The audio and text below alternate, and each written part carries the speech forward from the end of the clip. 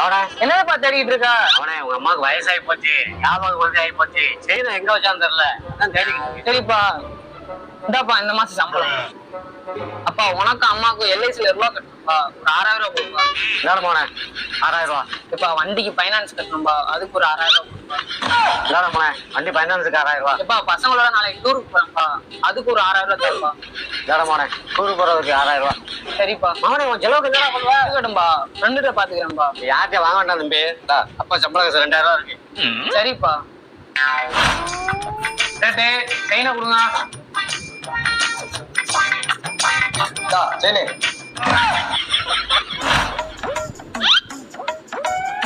அப்பா செயின் அங்க தரப்பா, அம்மா குப்பத்தொட்டியில போட்டுருக்குப்பா. குப்பத்தொட்டில போட்டுருக்காளா? குப்பையோட போட்டுக்கடி.